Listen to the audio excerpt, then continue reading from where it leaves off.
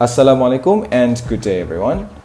Pada hari ini kita akan read through buku teks sains tahun 5 unit 4 tumbuh-tumbuhan. Okay, awak boleh pergi ke muka surat 93 dan di sini kita tengok pengenalan terhadap tumbuh-tumbuhan. Okey, lihat pokok teratai ini. Bagaimanakah pokok teratai ini membiak di dalam kolam? Awak nampak pokok teratai ini? Macam mana dia boleh membiak di dalam kolam? Okay, kalau awak dapat jawapan, awak boleh share di dalam grup Telegram. Lihat juga pokok dandelion ini. Mengapakah biji benih dandelion terbang apabila ditiup angin? Okay, nampak tak pokok dandelion ini? Dan kenapa dandelion ini bila ditiup angin, biji benih dia berterbangan? Kenapa dia terbang? Kenapa dia perlu terbang jauh daripada pokok induk dia? Okay, kalau awak dapat jawapan, boleh share di dalam grup Telegram. Okey, seterusnya kita pergi kepada subtopik yang pertama bagi unit 4 iaitu melindungi diri daripada musuh. Okey, tumbuh-tumbuhan memiliki pelbagai ciri khas untuk melindungi dirinya daripada musuh bagi memastikan kemandirian spesiesnya. Okey, terdapat 3 kata kunci yang sangat penting di dalam pernyataan ini. Ciri khas, pelbagai ciri khas. Ciri khas yang pertama, melindungi diri dari musuh, melindungi diri dari musuh. Yang kedua dan yang ketiga, memastikan kemandirian spesiesnya. Kemandirian spesiesnya. Ciri khas, melindungi diri dari musuh, kemandirian spesies.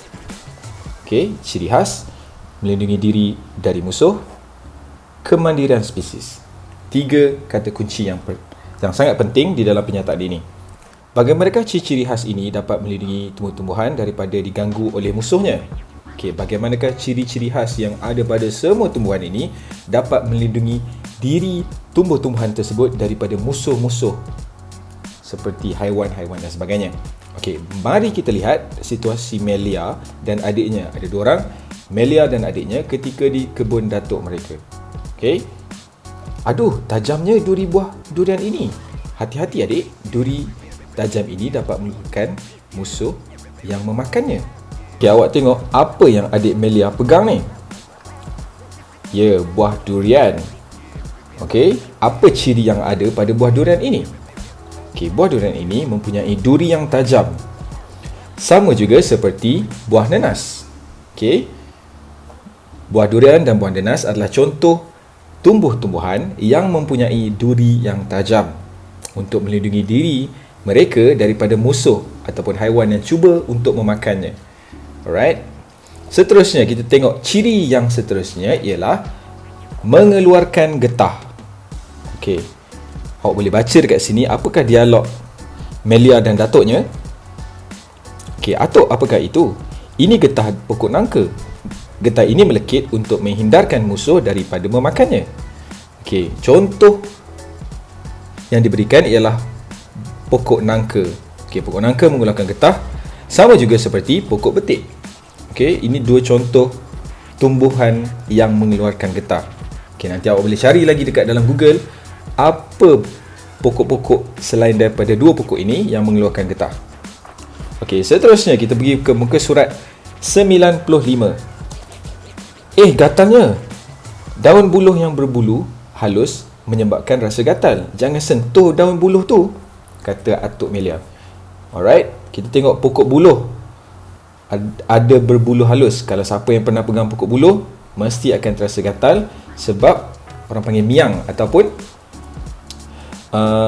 bulu halus yang ada pada pokok buluh. Sama juga seperti pokok labu. Kalau awak pegang dia punya daun, awak akan rasa ada bulu-bulu halus. Dia akan jadi rasa macam gatal. Kalau awak sapu ke badan awak, dia akan jadi rasa gatal. Okay, so dia dapat melindungi bulu halus ni. Dia dapat melindungi pokok buluh dan juga pokok labu daripada haiwan-haiwan ataupun musuhnya. Alright, seterusnya kita tengok ciri khas yang seterusnya ialah beracun. Bahaya, jangan petik bunga itu. Pokok alamanda beracun pada daun, batang, akar dan bunganya. Racun ini dapat menyebabkan keracunan atau kematian. pokok alamanda, okey, ataupun pokok bunga loceng. Pokok alamanda warna kuning tu kan. So pokok ni sangat beracun sebenarnya. Sebab dia ada racun tu, dia kata ada pada batang, daun, akar dan bunganya. So kalau bayangkan awak pegang, tiba awak termakan, sangat bahaya. Alright, nampak cantik tapi sangat bahaya dan beracun. Dan juga pokok pongpong. Okay, siapa yang pernah tengok pokok pongpong? Dia juga adalah beracun. So ini cara dia untuk melindungi diri daripada musuh-musuh mereka. Okay, kita pergi ke muka surat ke-96. Ciri khas yang seterusnya ialah berbau busuk. Busuknya itu pokok jermin. Daunnya berbau busuk supaya tidak diganggu oleh musuhnya. Okey, ini adalah pokok jermin. Mungkin ibu ataupun ayah awak ada tanam pokok jermin ni di kawasan rumah, dan pokok ni sangat berbau busuk. Dan juga tengok pokok bunga tahi ayam. Juga pokok bunga tahi ayam ni, bunga dia cantik tapi sangat berbau busuk. Kenapa dia berbau busuk? Dia bukan saja buat berbau busuk tu. Pokok ini ingin melindungi diri daripada musuh. Okey? Supaya tak adalah tiba-tiba datang kambing makan habis pokok ni. Habis dia terus mati. Lepas tu ada pula kucing datang makan pokok bunga tahi ayam ni. So dia melindungi diri mereka daripada musuh. Ini cara dia mengeluarkan bau yang busuk. Okey, sebagai rangkuman, kita tengok apakah ciri-ciri yang terdapat di dalam seluruh pokok-pokok tersebut. Okey, kita tengok berduri tajam, mengeluarkan getah, berbulu halus, beracun dan berbau busuk ialah ciri-ciri khas tumbuh-tumbuhan untuk melindungi dirinya daripada musuh bagi memastikan kemandirian spesiesnya. Okey, ada duri tajam, kita dah belajar tadi. Pokok apa? Mengeluarkan getah, pokok apa?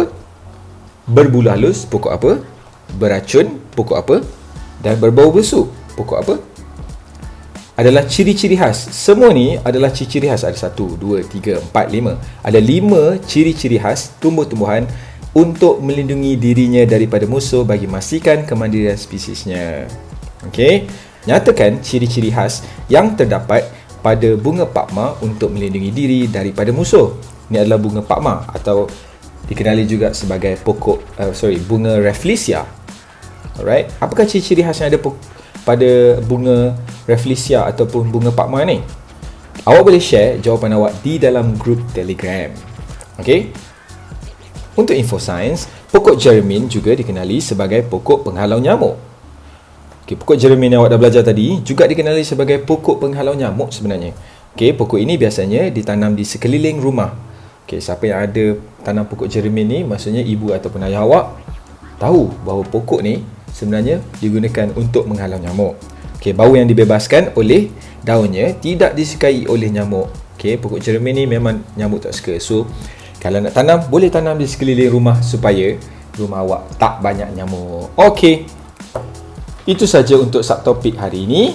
Lepas ni, kita akan sambung ke subtopik yang seterusnya. Alright, jangan lupa untuk siapkan segala tugasan yang telah saya berikan. Okey, goodbye and Assalamualaikum.